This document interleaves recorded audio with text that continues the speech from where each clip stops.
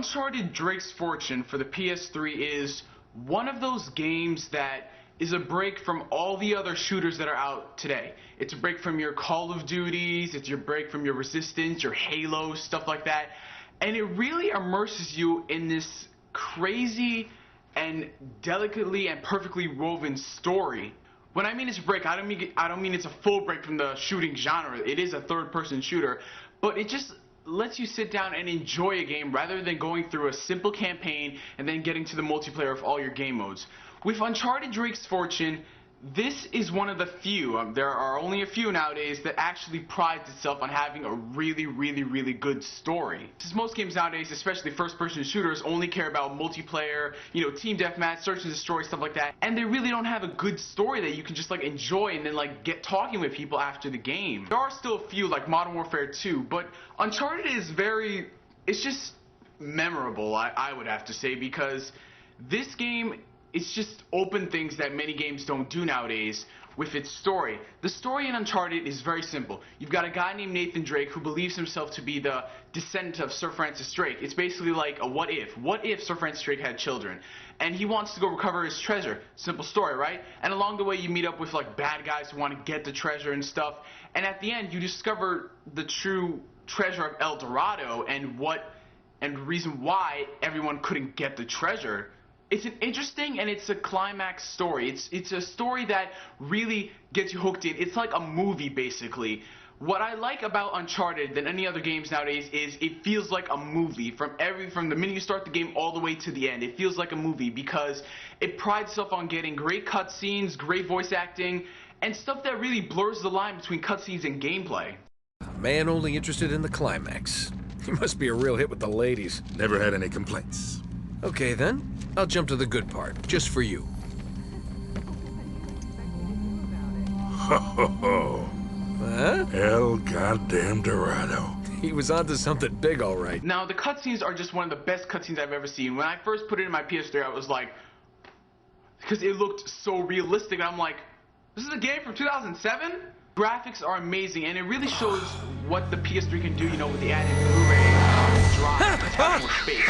And the voice acting is just incredible. It's one of the best I've seen in any game because it really makes it believable. These voice actors make it believable that they are the characters. They bring life into the characters. It's not just like a petty voice actor, does this voice for a game and that's it. They really pride and care about this stuff, and it's evident in the entire game. For any of you hardcore Tomb Raider fans, it will feel reminiscent of Tomb Raider because it's got that whole treasure theme, jumping from cliff to cliff, trying to recover treasure. And National Treasure, it's actually a cross between National Treasure. It's like National Treasure meets Tomb Raider. They got together, had sex, had a baby, and that came up with Uncharted, basically. And the music is even memorable of National Treasure. It really made me feel like I was watching it during the cutscenes, during the battles, stuff like that.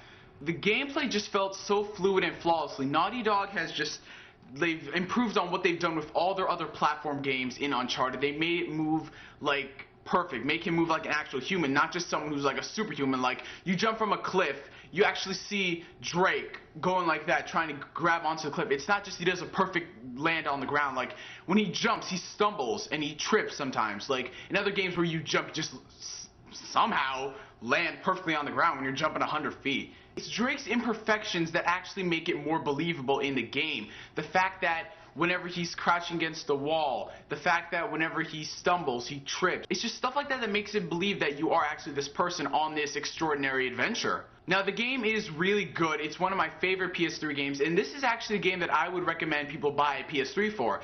And I know they have the sequel out, and the great thing about Uncharted is you don't need to play 1 to know 2 because they follow 2 separate storylines. There's 1% relevance from this game, but the reason why I picked this up is because I just like getting the first of games.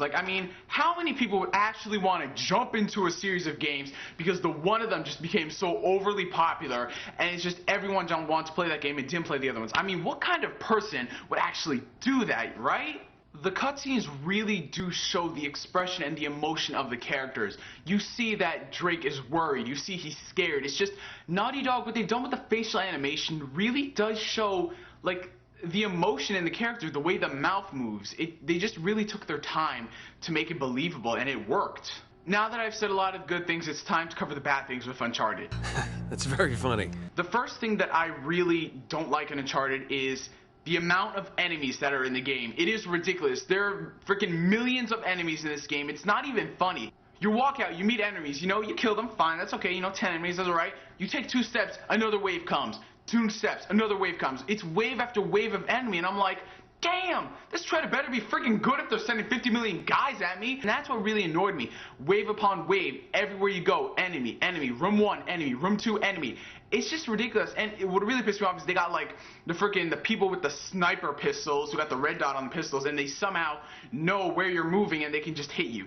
That really got on my nerves. It was just too many enemies in the game. It just really made me feel like, you know, screw it, I don't want to play this game anymore. I could go and finish like a lot of other 360 or PS3 games that I haven't even touched yet. So the over amount of enemies was really just one of my main concerns that I didn't like in Uncharted. It just made me want to stop playing it. But besides that, everything in this game is perfect. The voice acting is spectacular.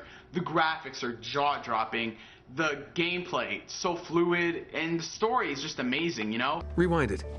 The story is just amazing, you know? If I had to recommend Uncharted Drake's Fortune to a lot of platforming fans and third-person shooter fans, you'll definitely get a kick out of Uncharted. It's a great game. It's the greatest hits now. It's only, I think, $30. You can get it for less if you buy online or go to GameStop.